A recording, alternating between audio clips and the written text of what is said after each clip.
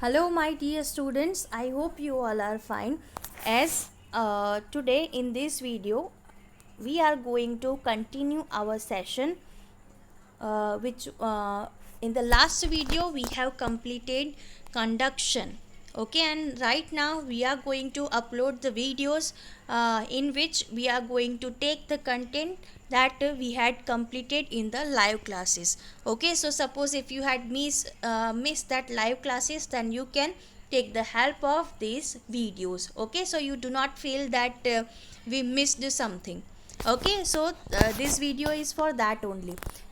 Last time I have explained you about conduction, okay, which was completed within 1st June up to 4th June, sorry, 3rd June. Okay, now today I am going to explain you about convection and then radiation. Okay, and then our chapter will going to complete. So today I am going to cover the second portion, which is convection. What is convection? So this is the definition of convection, that the transfer of heat from higher temperature to lower temperature by the movement of fluid is called convection. Now new term arrives, fluid. Fluid का मतलब क्या होता है? Fluid means the thing that can able to flow. जो चीज़ flow हो सकती है उसको fluid में consider किया जा सकता है. फॉर एग्ज़ाम्पल लिक्विड्स, कोई भी लिक्विड ले लो आप, चाहे वाटर हो, जूस हो, मिल्क हो, so that can able to flow. So milk is consider as a fluid. Same way air, air can able to flow. आपने अगर रूम के अंदर अगर अत्तर यूज़ किया हुआ है, विद इन 4 to 5 सेकेंड्स पूरे रूम में उसकी स्मेल स्प्रेड ऑन हो जाती है. How? Because of the movement of air. Okay, so air can able to flow. So gas is also considered as a fluid. So fluid में हम दोनों चीज़ें include कर रहे हैं, which is liquid and gases. Now let's understand what this definition wants to say.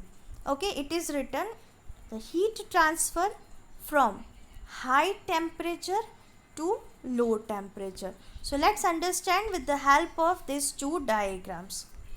This is an activity in which we will going to understand the convection current. Now for that, what you have to do, you have to take one vessel.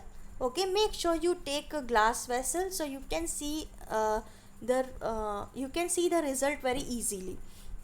Now I am going to pour the potassium permanganate, any color pigment. You can take red color, blue color. Over here I am taking potassium permanganate, which is having very beautiful purple color. Okay, I am going to keep it and just to make sure that it will completely going to settle down. Now I am keeping this vessel on the heat gas stove. Then observe that what will going to happen. Slowly and gradually you will going to observe that a very beautiful, let me show you with the help of pen. So you can see that a very beautiful flame like structure comes out like this way, right? Okay, and you will going to observe that slowly and gradually the whole upper water will cover with this beautiful purple color. Then it will comes down and slowly and gradually the whole water becomes purple. Okay, now exactly what happened? Okay, for that you have to observe. For that you have to observe it. Look, first this was the color pigment.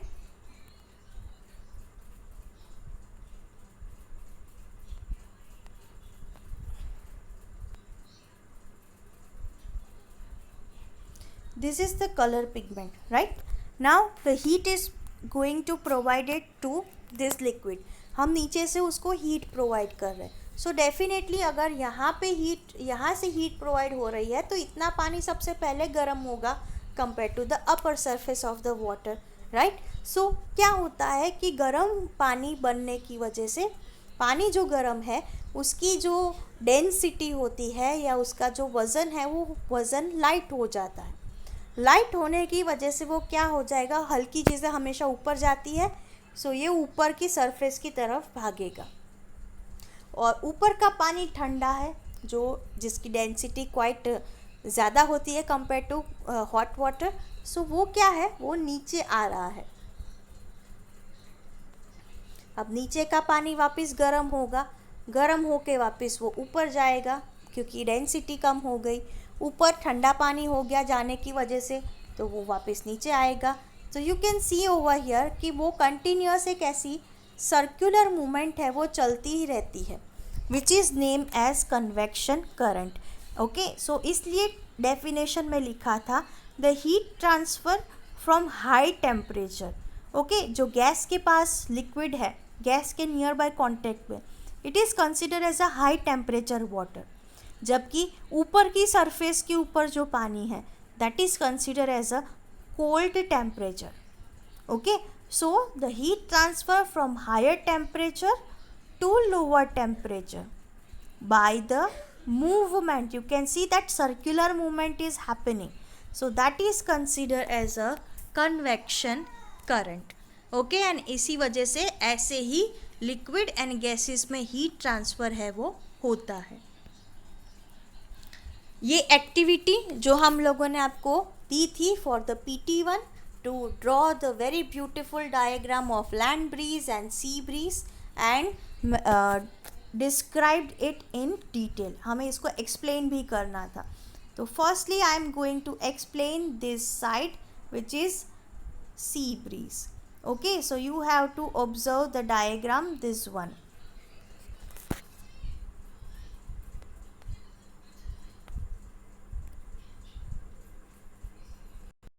Look at the diagram, this is daytime. okay, and in the daytime as the sun heats up, so due to that reason the land will get heated faster compared to water. पानी के compare में जो land होती है वो जल्दी गर्म भी होती है और जल्दी ठंडी भी हो जाती है। इसलिए लैंड के ऊपर की जो एयर है वो सन की गर्मी की वजह से लैंड बहुत गर्म है, इसलिए लैंड के ऊपर की एयर भी कैसी कंसिडर होगी, वार्म एयर। एंड क्योंकि पानी को गर्म होने में टाइम लगता है, it is consider as a cold, so air which is present on the surface of the water is consider as a cool air. Okay, अब हम लोग एयर का नेचर पढ़ते हैं। If the air is hot so it will always moves up, if the air is cool it will always travel down. okay, for that let me give you best example is AC. okay, आप सबके घर में AC है। okay, आप AC को हमेशा ऊपर ceiling के ऊपर ही स्टिक करते हो, व्हाट इज़ द रीज़न, क्यों आपने एकदम नीचे ग्राउंड के ऊपर नहीं लगाया, बिकॉज AC के अंदर से कैसी हवा आएगी, कूल एयर आएगी। ओके, और कूल एयर वज़न में भारी होती है बिकॉज उसमें बहुत सारे वाटर मॉलिक्यूल्स प्रेजेंट होते हैं। अब वज़न में भारी है इसलिए वो हमेशा नीचे की तरफ आएगी। तो अगर AC आपने नीचे लगाया हुआ है, टाइल्स के ऊपर लगाया हुआ है, तो क्या होगा, ये सारी ठंडी हवा सिर्फ टाइल्स के अराउंड फैल के रह जाएगी, पूरा रूम अच्छे से ठंडा नहीं होगा। बट अगर हमने AC को सीलिंग के ऊपर की तरफ लगाया हुआ है तो उसमें से सारी हवा नीचे की तरफ ट्रैवल करके पूरे रूम में फैल जाएगी। This is the basic logic कि हम AC को हमेशा ऊपर ही क्यों लगाते हैं। ओके, क्योंकि AC का वज़न, AC के अंदर से निकलने वाली ठंडी हवा का वज़न भारी होता है, इसलिए वो हमेशा नीचे की तरफ आती है। उसका दूसरा example, on the other hand, जब आप खाना बना रहे हो और आपने खाने को, बर्तन को ऊपर लीड से कवर किया हुआ है, जब आप लीड खोलते हो कुकिंग के वक्त तो देखते हो कि उसमें से स्टीम निकलती है। Steam is consider as a hot air. तो स्टीम ऊपर जाती है कि नीचे आती है, डेफिनेटली वो ऊपर ही जाती है ना, बिकॉज वो वज़न में बहुत हल्की होती है, उसमें वाटर पार्टिकल्स बहुत कम होते हैं। सो सेम वे यही लॉजिक यहाँ पे भी यूज़ होता है कि the hot air which is present on the surface of the lands is consider as a, it will move upward, वो ऊपर की जगह जाएगी, ऊपर एटमॉस्फेयर में जाएगी। अब नीचे के पोर्शन में क्या हो गया, एक स्पेस क्रिएट हो गई। Look over here, I am showing with the help of this, the hot air will going to rise up.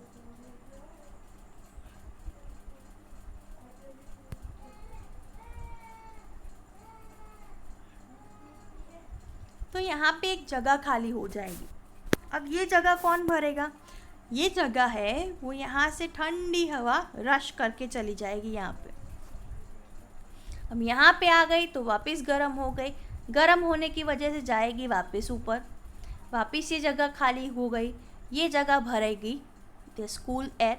So you can see that a circular movement is happening like this. This is of a air which is moving. एक ऊपर गई, ऊपर जाके ठंडी होके यहाँ पे आ गई, ठंडी हो गई और यहाँ पे आ गई, गर्म हो गई, ऊपर चली गई, ठंडी हुई, नीचे आ गई. So you can see that a circular movement is happening. So that is considered as a wind current. उसको हम करंट बोलते हैं, कन्वेक्शन करंट, एंड इसी का नाम है wind. Moving of air is consider as a wind. इसीलिए जब भी हमारे घर अगर सपोज वाटर बॉडीज़ के नियर बाय हो, सो हम मेक श्योर करते हैं कि हमारे घर के विंडोज़ एंड डोर्स सारे एक तो उस हमेशा वाटर बॉडीज़ के सामने ही ओपन हो, ताकि एक ब्यूटीफुल नेचर भी हम लोग एंजॉय कर सके, एज वेल एज वहाँ से सी ब्रीज से हमारे घर में प्रॉपर ठंडक आ सके, हम कंफर्टेबल फील कर सके. This is name as sea breeze. Now look over here, the completely opposite happen at night time. At the night time, the land gets cool faster compared to the water, so the air which is present on the surface of the land is considered as a cool, and the air which is present on the surface of the water is considered as a warm air. Now, as the nature of the air, warm air rises up, so the space has been created which has been replaced by the cool air rushes toward from the land side. Again, as it comes on the surface of the water, so it becomes warm, again move upward, and the cool air rushes towards the land, replace it. This will happen and in a anti-clockwise motion. Sea breeze में clockwise होता था, इसमें anti clockwise हो रहा है, completely opposite. Okay, and due to that reason ठंडी हवा कहाँ से जा रही है? From the land. इसीलिए इसका नाम दिया गया है लैंड ब्रीज. इसीलिए इसका नाम दिया गया है land breeze. Understand? Okay, so this is the motion of air which is continuously happening during day and night time. इसी की वजह से हवा चलती रहती है and you can feel comfortable. Okay, so this is air. Air is a gaseous form and this is nothing but a heat transfer. Air currents है वो move करते रहते हैं जिसकी वजह से हवा आती है. And okay, so this is a heat transfer method named as convection. Okay, so I hope you understand what is convection in detail. Next time I am going to continue about radiation. Okay, till then just keep smiling. Have a nice day. Bye.